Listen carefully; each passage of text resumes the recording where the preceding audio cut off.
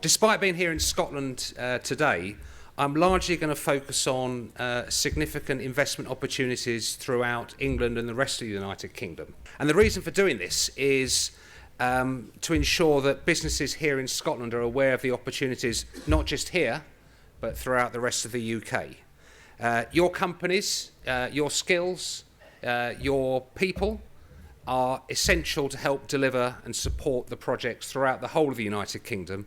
Help us deliver our plans and help grow your people and grow your businesses.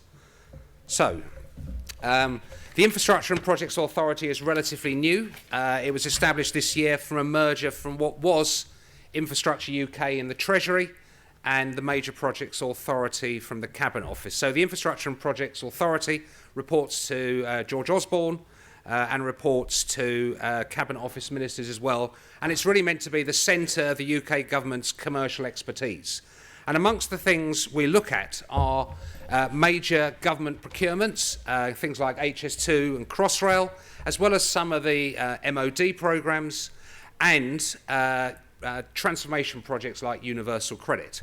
But from infrastructure space, we're also focused on major transport, energy, utilities projects delivered by the public sector, by the private sector and the regulated sector. So we have a programme of about £500 billion in infrastructure alone.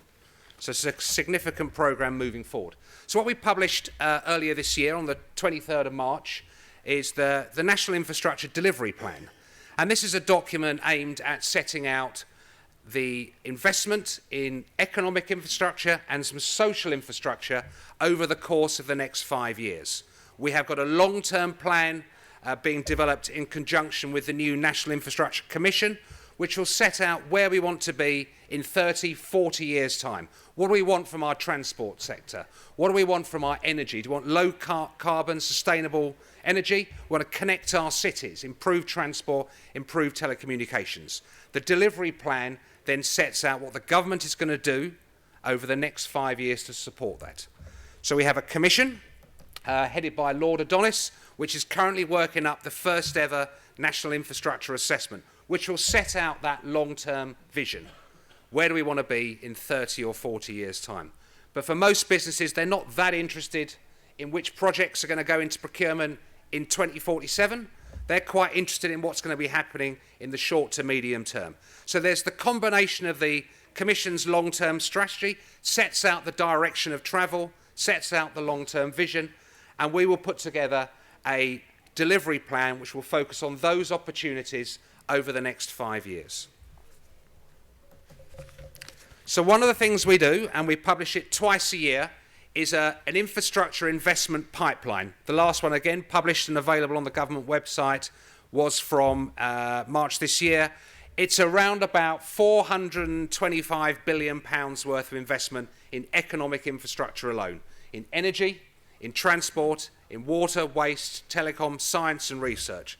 There's a significant number of projects and programmes there, mainly happening in England, some happening in Scotland. There's a lot of devolved responsibility for infrastructure here in Scotland. So the transport, the water projects are those projects that sit in Scott's pipeline he mentioned earlier. This is the projects and programmes that sit across the UK outside that. So we're very keen to make sure that businesses have visibility of the forward investment plans. When we spoke to businesses a few years ago, asking them what they needed from government, they said to us, well, we don't know what's coming. We don't know what your plans are moving forward. And even when you tell us what you're going to do, we don't believe you because you keep changing your mind, you keep moving projects to the right. So what we said we would do is we'd set out in some detail the forward investment pipeline, which we've done, and twice a year that's published. It sets out what the project is, where it is, when it's going to market, when it's going into construction, when it's going to be delivered. And of course, with infrastructure, we need to bear in mind that there's a double boost from investment in infrastructure. We get the boost, of course, from having it there, because it improves our energy, improves our transport, improves our journeys to work, improves where we live. But we also get a boost from how we put it there. What is the value we get as in terms of jobs and growth from making sure we have our suppliers delivering these projects, as well as the benefit from having them there in the end? So even now, across this Parliament, by 2021, we'll be looking to spend around about £300 billion, about £60 billion a year, on investment in economic and social infrastructure, excluding the stuff that's in the Scottish pipeline, purely in the national pipeline itself. A lot of investment in energy, some of that happening here.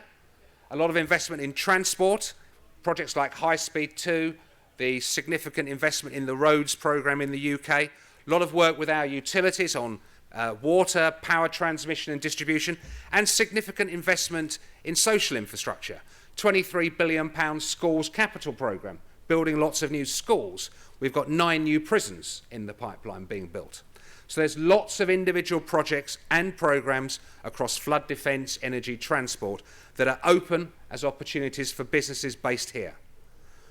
And don't forget what they have said, what businesses said to us is they don't believe it and they don't know what's coming. So we're trying to get a visible and certain pipeline. And one of the reasons I'm here today is just because we put things on our website does not mean that people know about them. It's very important we make it clear to people there are significant opportunities for businesses in Scotland to support the investment pipeline across the UK. Now, what we set out in the pipeline itself is where projects and programmes are funded. I mean, a lot of the people exhibiting here in the far stand are public sector procuring authorities, but a significant amount of investment in infrastructure is from private sector companies, particularly in energy, in the North Sea and power generation, and a significant amount of investment in regulated utilities. So only about 25–30% of infrastructure investment is from the public sector. The rest is coming from private sector and regulated sector clients. So the opportunities are not just with public sector procurers, they are across the piece. Now, you can see obviously that some areas, particularly social infrastructure, very much focused through the public sector, whereas energy, the significant amount of investment there is through the private sector. The little blue on the left there, I think, is from the Nuclear Decommissioning Authority, the clean-up of the legacy waste on the existing power station sites. So the vast majority, in value terms, is delivered through private sector and regulated sector customers, and they are as keen to speak to businesses of Scotland as the public sector procurers are as well. Now, of course, there is a significant amount of investment in infrastructure here, and the stuff that Scott was talking about on the government website here sets out those things that are procured directly through Scotland, but it's predominantly energy and telecoms on this list here, the first column in the table, where there isn't devolved responsibility to the Scottish Government for these plans. So the plans we publish are the things that are additional to what sits in the Scottish plan, no duplication and overlap there. So if you want to know the opportunities in Scotland, for those devolved, look at Scott Bell's plans, and then we can supplement that with a national plan that is also available on the .gov.uk website. Now, one of the things that we recognise with businesses and what they've said to us, there are many businesses that service across all sectors, across all territories. There are some that provide products that support all of those, or manufacture goods that support all these areas. There are other businesses that have a particular focus on individual sectors. So within our delivery plan, we've set out sector by sector, road, rail, airports, what the key things we're going to be doing over the next 5 years are for those people who want to focus on those areas. Now, each chapter of the delivery plan has about 15 pages of text where you can read in great detail what the plans are, if you've really got nothing better to do, or you can look at the little infographic, which is on the right-hand side of here, which is a very short bluffer's guide to the chapter. So just I could run through roads, the rail projects, airports and ports, the energy projects, which of course includes a lot of offshore wind and investment in the North Sea, as well as the new nuclear programme and other power stations in there. We have the water and waste projects available in the UK, and many suppliers here will be working with companies like Scottish Water, and there are maybe goods and services that the English water companies and the Welsh water companies would need from suppliers here as well. A lot of work on flood and coastal erosion. It's very difficult to get a good flood defence photograph. So the Thames Barrier, which was completed about 40 years ago, is still the best one we've got. But a lot of work on a flood defence programme here, protecting homes and businesses from flood and coastal erosion. Social infrastructure now, we're looking much more at the plans for large capital programs in schools, in hospitals, in prisons, and in social housing as well. So again, a lot of the work that happens in England is remarkably similar to the work that happens in Scotland. So suppliers who are servicing clients here should be able and confident to be servicing clients doing similar projects in the rest of the United Kingdom. Now, we have some challenges. If you look at productivity, which is a word you'll hear a lot from the government at the moment, the UK economy is perceived to be doing pretty badly compared to our European peers. Now, there are pockets of great practice. Companies that have invested in technology, in digital, in data, you'll see those companies and those sectors of the economy performing very well. So the sort of middle pair of lines broadly is the economy as a whole. You will see parts of technology, for example, have been doing incredibly well in terms of boosting their productivity, but bumping along the bottom is construction. So construction is perceived to be inefficient and wasteful. And a lot of the things that sit behind that, we can trace back to quite a fragmented industry. The way that we have procured projects and programs in the past, it's been very tactical. It's been driven by, can we buy the cheapest rather than can we get the best value? So what we've heard about the procurement reforms and how we look to deliver better value from procurement is how do we deliver a better whole life outcome rather than how do we just minimise the capital cost in the initial phase.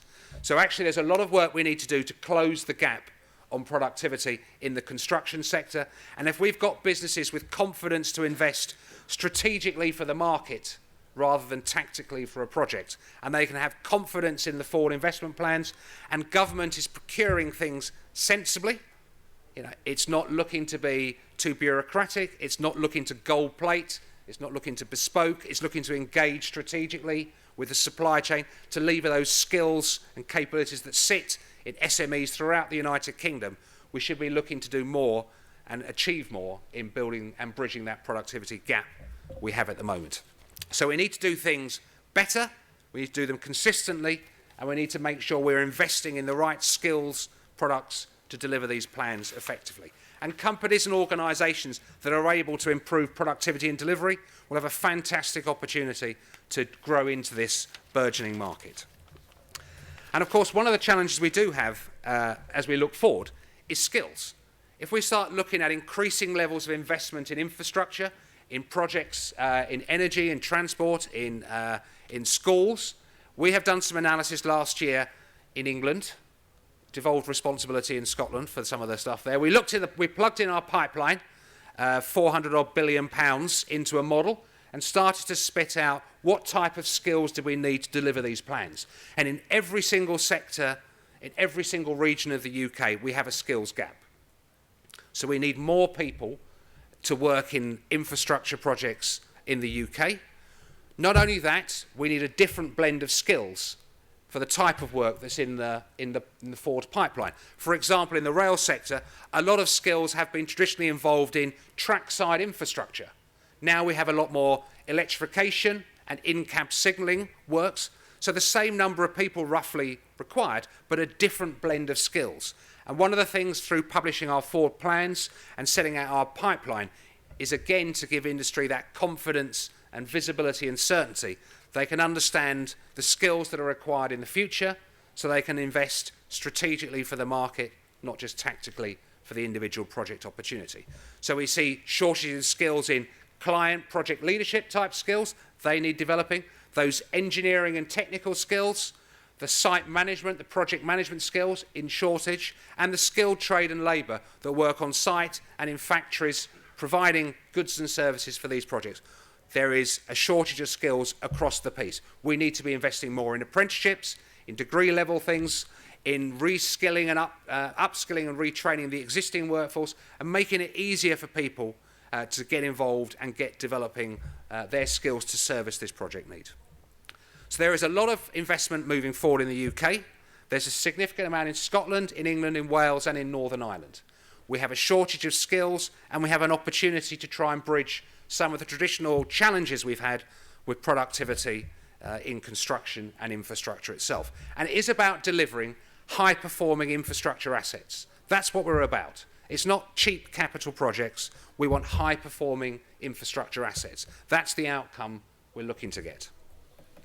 So, if I was just to wrap up very quickly, we have a significant long-term forward investment plan that we're setting out. We're trying to provide that visibility and certainty to suppliers across the UK of what the development plans are for infrastructure in England, Scotland, Wales and Northern Ireland. Our plans, our £500 billion does exclude the stuff that specifically devolve responsibility to Scotland, so it is a significant forward market. But we have a real challenge in getting new and different skills into the market to deliver these projects and programmes. So this is consultants, contractors, manufacturers, suppliers here in Scotland are an essential part of the solution to how do we bridge that skills gap, how do we bridge that productivity gap, how do we ensure that our projects and programmes can be delivered to time and to budget productively to deliver those outcomes we want. So I would encourage you to speak to the stands here about the opportunities in Scotland.